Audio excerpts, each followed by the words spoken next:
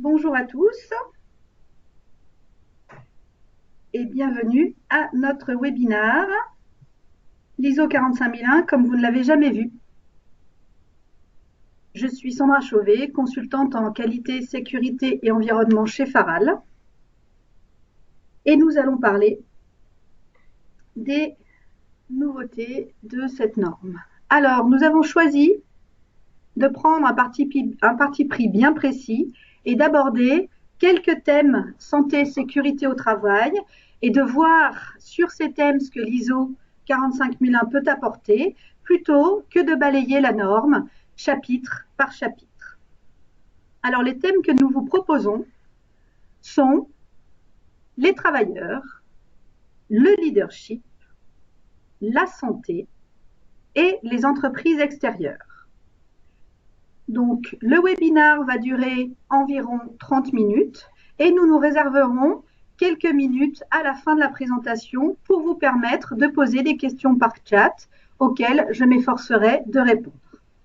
Donc, le webinaire est enregistré et le lien sera mis à disposition des participants si vous voulez éventuellement revoir certains points à tête reposée.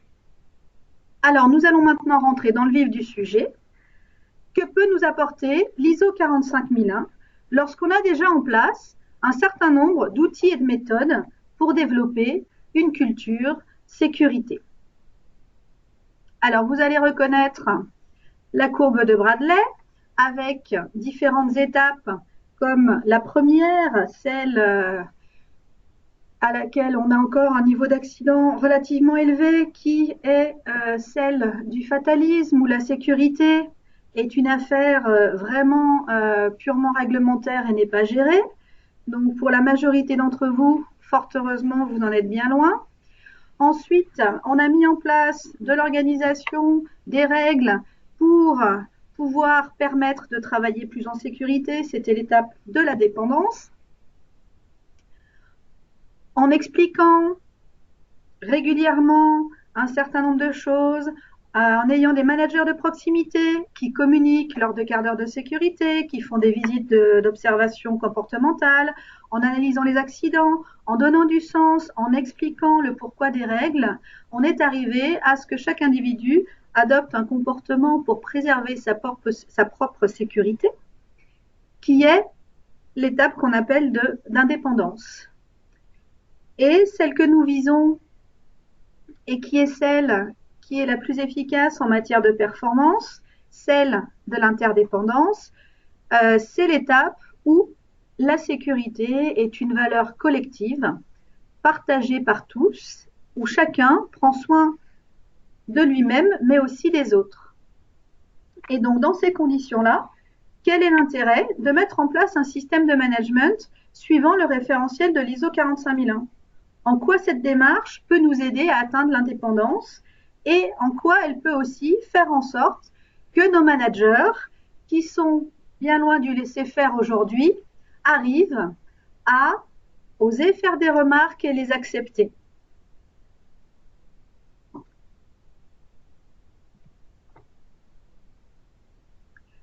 Donc par rapport à ça, en travaillant régulièrement sur les accidents, vous avez réussi à évoluer dans les différentes étapes de la sécurité, pas que sur les accidents, mais ça a été un gros travail de remonter d'informations, d'avoir des situations dangereuses à traiter, des presque accidents.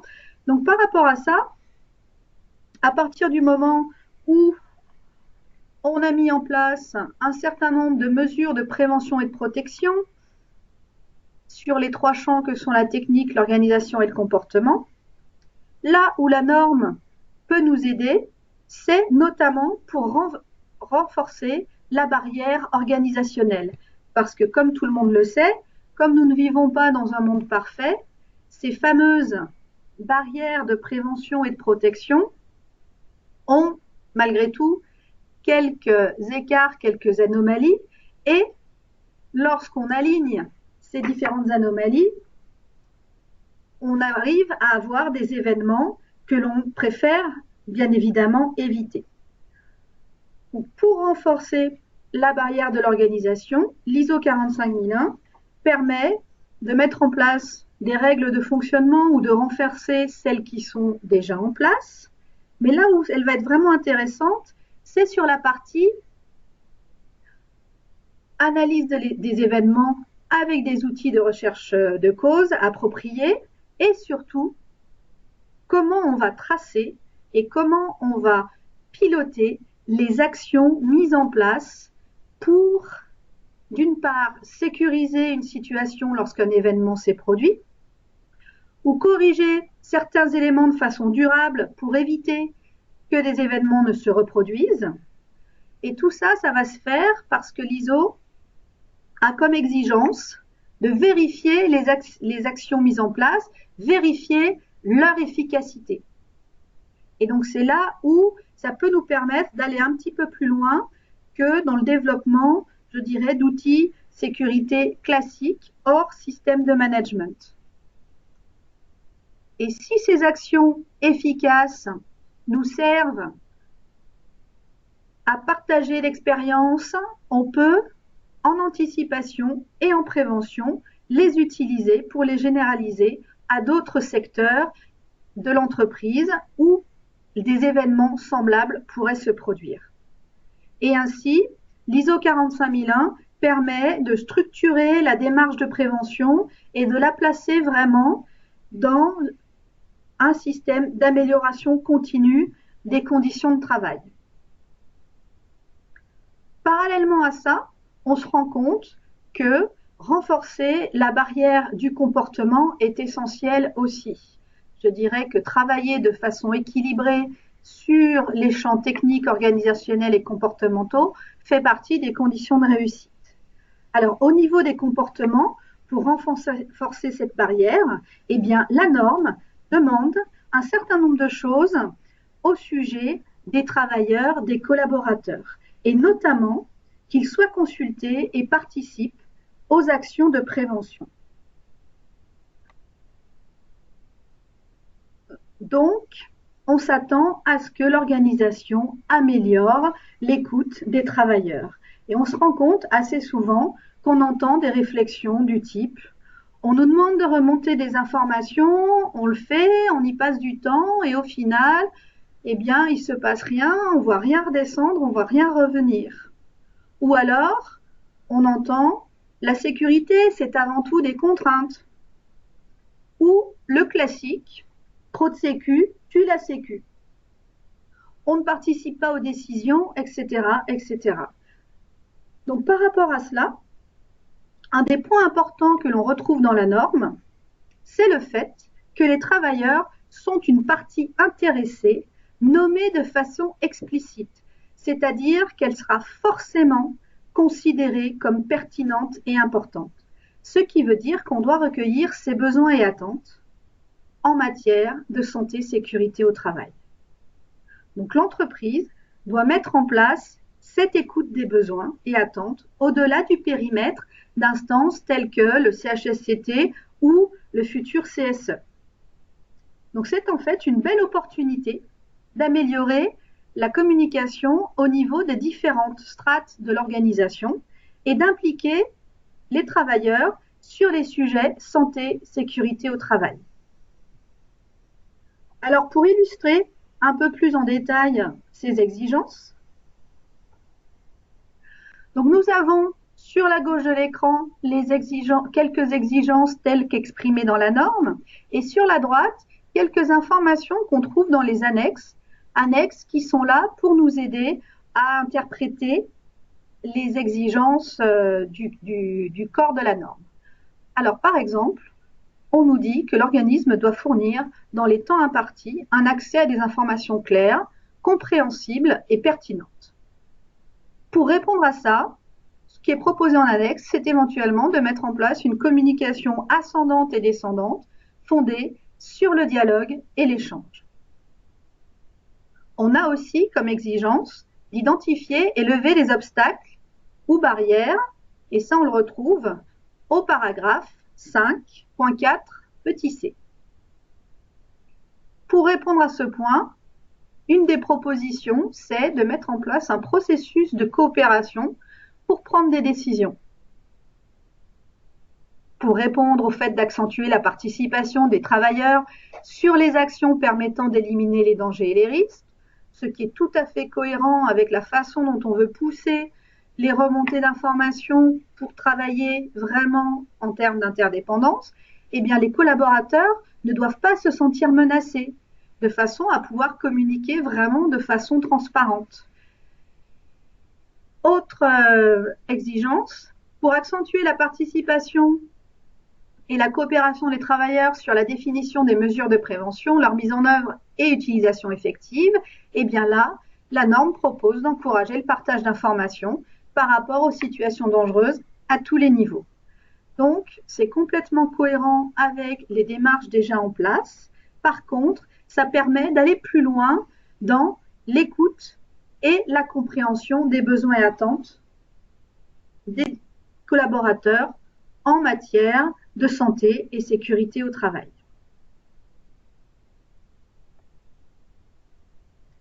Donc, pour résumer, au niveau du sujet travailleur, la 45001 peut apporter, en plus du respect de la réglementation et le cadrage du flux d'informations et de communication, la dimension d'amélioration continue et surtout le fait de s'assurer que ce qu'on met en place est efficace. Et mettre en place des actions efficaces, communiquer sur ces actions permet aussi de bâtir la confiance et de solliciter la communication ascendante et descendante. Donc à retenir, l'amélioration du recueil des besoins et attentes en matière de santé et sécurité au travail des travailleurs à tous les niveaux, ça fait partie des grandes nouveautés qu'on retrouve au niveau de l'ISO 45001.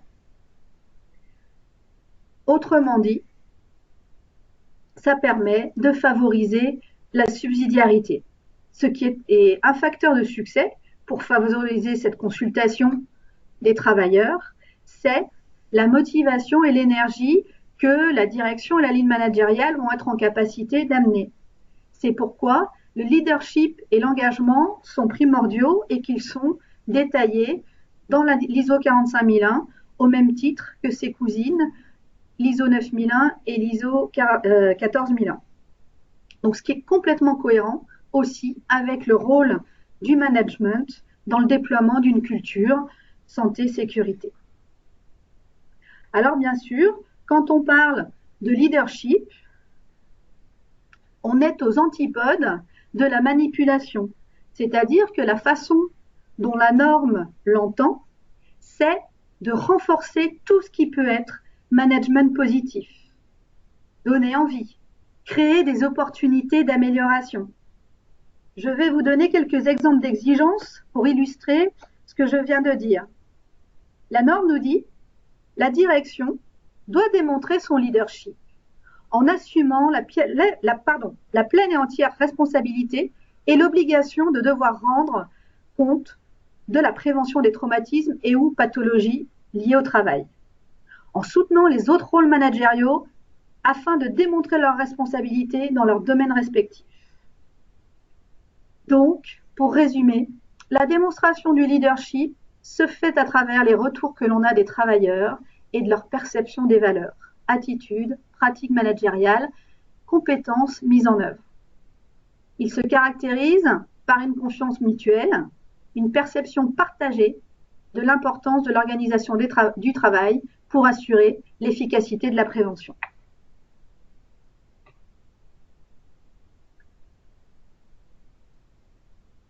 La santé est souvent le parent pauvre de la démarche, car elle n'est pas traitée au même titre ou au même niveau que la sécurité. Et quand elle l'est, on l'approche par une voie plutôt réactive en considérant les impacts du travail sur la santé, comme les maladies professionnelles, tout ce qui est risques psychosociaux, pénibilité et l'impact que ça peut avoir sur les collaborateurs, aussi bien au niveau de la santé que physique que psychologique et de leur comportement. Donc c'est important de considérer ces risques-là parce qu'ils existent, Mais il est important également de considérer l'aspect opportunité et comment on organise l'activité afin de développer la qualité de vie ou la santé au travail. Comment est-ce qu'on essaye d'anticiper plutôt que réagir? Et ça, c'est vraiment dans l'esprit de la norme. Comment anticiper plutôt que réagir? Alors, juste pour vous challenger un petit peu sur ce côté de la santé, que répondriez-vous aux questions suivantes? Comment analysez-vous les causes des maladies professionnelles? Comment la politique traduit les orientations santé de l'entreprise? Quels sont les objectifs et indicateurs de performance santé? Analysez-vous votre absentéisme à travers le prisme de la santé? Comment suivez-vous le taux de maladie professionnelle? Avez-vous testé les situations d'urgence de type burn-out? Avez-vous des actions au niveau de l'organisation du travail pour prévenir les risques psychosociaux? Et considérez-vous des opportunités d'amélioration en matière de qualité de vie au travail? Il y a un contexte fort en réglementation, mais il y a aussi des besoins et attentes de la part des collaborateurs.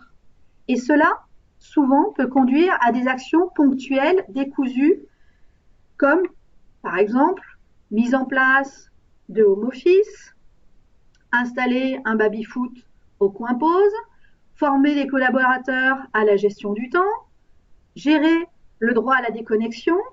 Alors, pour assurer de la cohérence, pour aider à structurer une approche et agir à différents niveaux, eh bien, l'ISO 45001 peut aider parce qu'elle va permettre de gérer tout ce qui est de l'ordre de l'événement, l'équivalent de l'accident sécurité, c'est-à-dire structurer des actions de prévention tertiaire pour gérer des crises et mettre en place des actions correctives. Mettre en place aussi de la prévention secondaire grâce au traitement d'anomalies détectées, et donc là, être un peu plus en amont, un peu plus en prévention, et puis réellement anticiper les problèmes avant qu'ils n'arrivent grâce à certains retours d'expérience, mais aussi en mettant en place des actions sur l'organisation du travail et vraiment s'attaquer au niveau de prévention primaire. Donc là, l'ISO 45001 peut vous aider à définir votre objectif, identifier vos forces, vos faiblesses au niveau de l'organisation et faire le lien avec les risques et opportunités. Elle peut vous aider aussi à mettre en place des actions au niveau de l'organisation du travail, sachant que souvent, c'est des actions qui se réfléchissent sur du long terme parce qu'on touche à la structure et à notre façon de travailler. Elle permet aussi d'anticiper pour éviter l'apparition de problèmes de santé, de capitaliser l'expérience. Ça, on retrouve la logique de l'amélioration continue. Et puis surtout, de se poser la question sur comment assurer une régulation collective, comment former, comment sensibiliser. Et puis, vérifier effectivement que les collaborateurs appliquent bien les règles. Donc, à retenir, sur la santé, on peut travailler à renforcer la prévention et à ce sujet-là, l'ISO 45001 peut nous donner des clés. Alors, le choix du thème suivant, qui est le thème des entreprises extérieures, même s'il n'y a pas de nouvelles exigences à proprement parler dans l'ISO 45001 par rapport à tout ce qui est déjà cadré au niveau réglementation, on trouve intéressant de l'aborder parce que on s'est rendu compte, lors d'audits que nous avons pu faire chez nos clients, que même sur des systèmes très matures, il y avait des sources d'amélioration non négligeables. Donc, on s'aperçoit que le décret de 1992, même s'il présente une exigence réglementaire forte, eh bien, ça ne nous garantit pas que ce processus-là soit efficace. Par exemple, est-ce que vous pensez à informer par écrit l'inspection du travail de l'ouverture des travaux, tel que le stipule l'article 4512-12 ? Est-ce qu'on remet à jour systématiquement l'analyse des risques du plan de prévention en fonction des constats qu'on fait lors des visites de chantier? Est-ce qu'on peut travailler, par exemple, avec des entreprises extérieures qui ont un taux de fréquence de 200? Et il y a d'autres questions qui peuvent se poser. À ces questions, comme par exemple, sélectionnez-vous les entreprises extérieures suivant des critères de performance sécurité? Ajoutez-vous des critères liés à la santé? Auditez-vous la gestion des entreprises extérieures et partagez-vous ces résultats d'audit avec la direction? Comment analysez-vous les risques liés à la coactivité? Comment les besoins en ressources sont-ils définis pour réaliser chaque étape du plan de prévention? Faites-vous des retours d'expérience par rapport au chantier? Encouragez-vous les bonnes pratiques? Qu'avez-vous prévu dans vos contrats en cas de dérive et de non-respect des règles? Avez-vous des preuves pour démontrer que vous faites des suivis de chantier? Eh bien là-dessus, l'ISO 45001 peut vous aider à établir un processus de coordination avec la ou les entreprises extérieures pour identifier les dangers et aussi évaluer la maîtrise des risques en santé et sécurité au travail. Le simple fait que la norme exige de vérifier que l'entreprise extérieure honore le contrat et remplit les exigences en matière de santé et sécurité au travail, suivant des critères, eh bien aide à structurer la démarche. C'est-à-dire qu'elle va nous aider à nous assurer que les entreprises extérieures avec lesquelles on travaille respectent bien les critères qu'on a définis, les règles également que l'on retrouve dans le plan de prévention. La norme conseille d'inclure d'ailleurs des critères santé, sécurité au travail lors de la sélection des entreprises extérieures.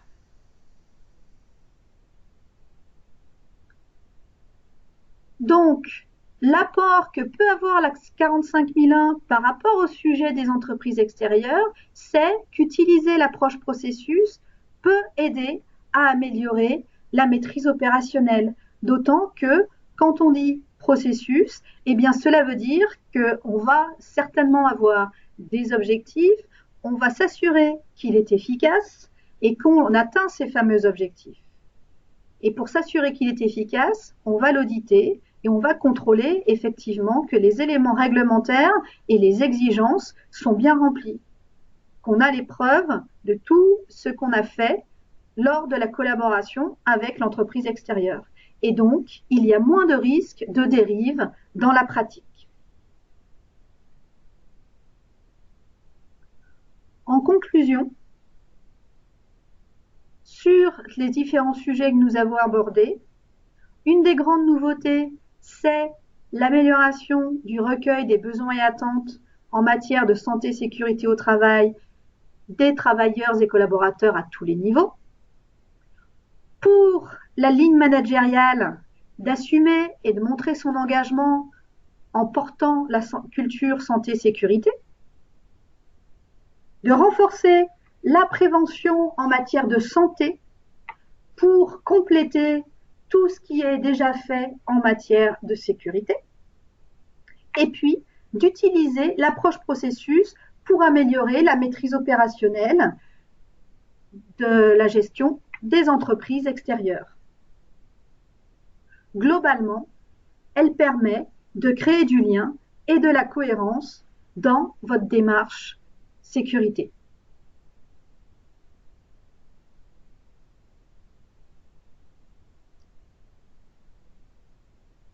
Donc voilà ce que nous voulions partager avec vous lors de ce webinaire. Donc ce que je vous propose, il nous reste quelques minutes, c'est de répondre à des questions, si vous en avez, que vous pouvez envoyer par chat.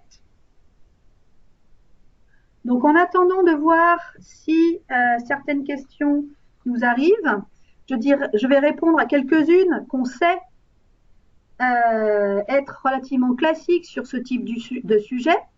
Donc déjà la première, quand va paraître la norme, eh bien on espère, parce que la parution a été reportée plusieurs fois, on espère que ce sera bien pour le mois de mars 2018.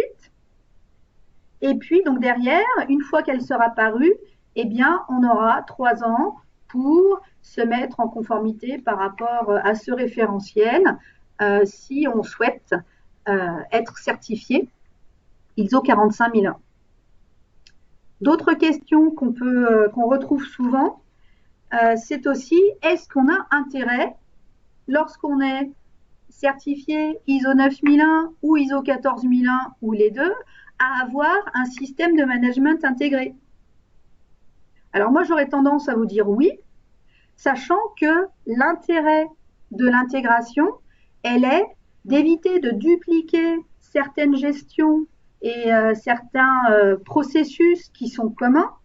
Par contre, de bien identifier ce qui est spécifique pour que vous puissiez les traiter à leur juste valeur. Donc, je suis plutôt pour le système de management intégré. Alors, quid de l'OSAS 18001? Eh bien, ce qu'il est prévu, c'est que l'OSAS 18001 soit à terme remplacé par l'ISO 45001. Donc, pour les entreprises qui sont certifiées OSAS 18001, il faudra migrer vers l'ISO 45001 parce qu'à terme, cette norme n'existera plus.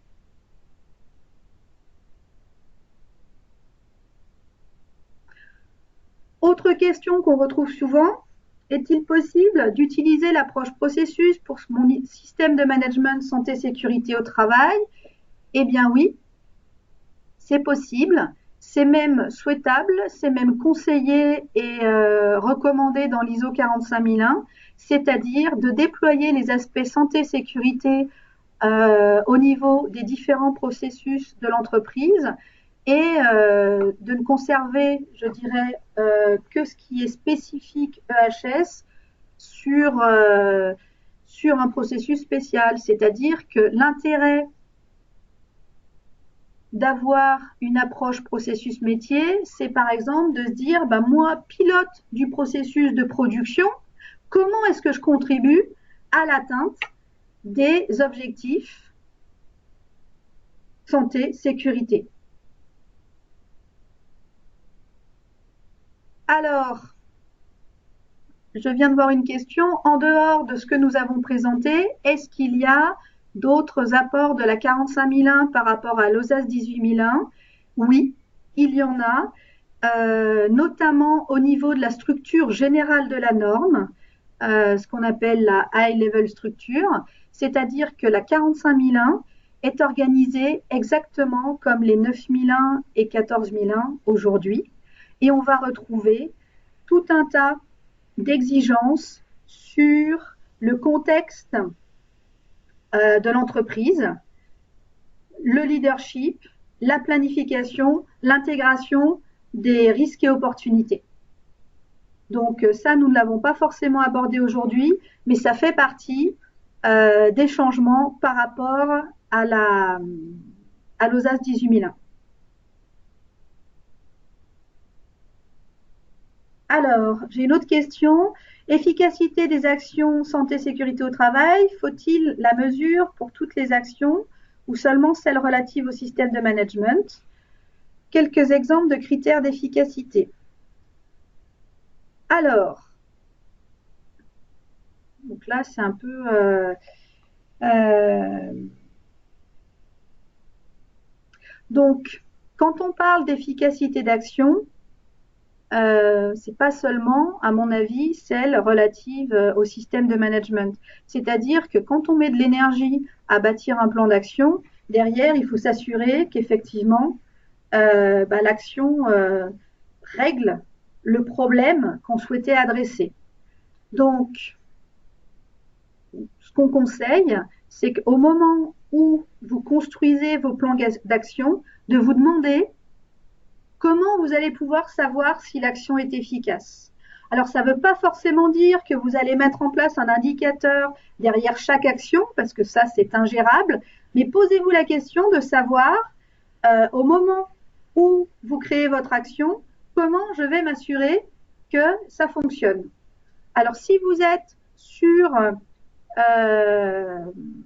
éviter qu'un certain type d'accident se reproduise, vous pouvez très bien vérifier que sur le secteur que vous avez traité, eh ben, vous n'avez plus le même type d'événement. Mais vraiment, ça tient à ce que vous attendez comme résultat de l'action concernée. Exactement. Je rejoins la remarque de Fabrice. Donc, par rapport à ça, des critères d'efficacité, vous pouvez avoir, bon, est-ce qu'on retrouve un événement du même type ou tout simplement, est-ce que une action technique a bien eu lieu et est-ce qu'on règle le problème? Ça peut être également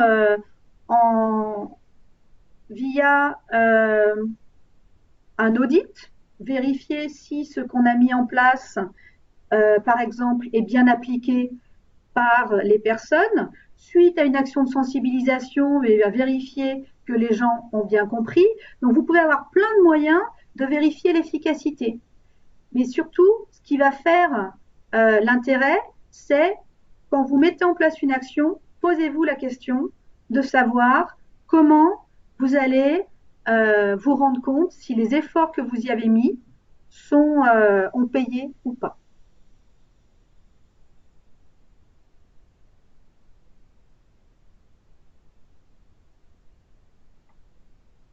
Alors, je vois qu'il y a encore quelqu'un qui est en train d'écrire.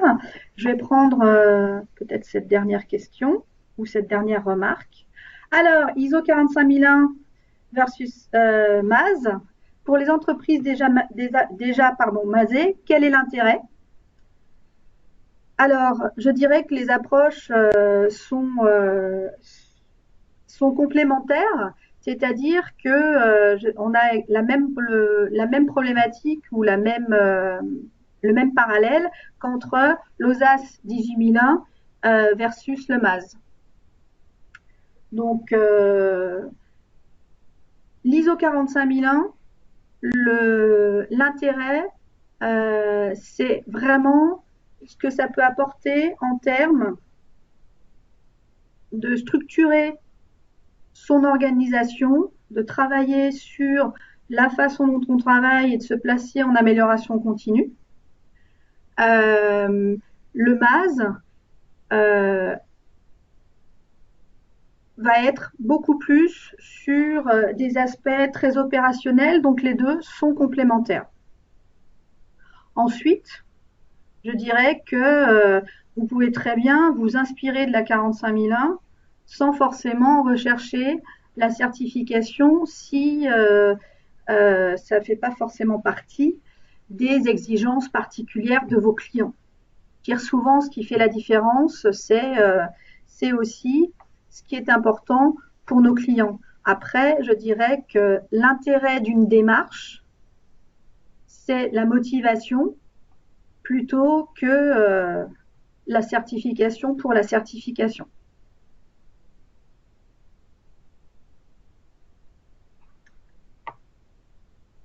Bien. Eh bien, écoutez, je n'ai plus de questions.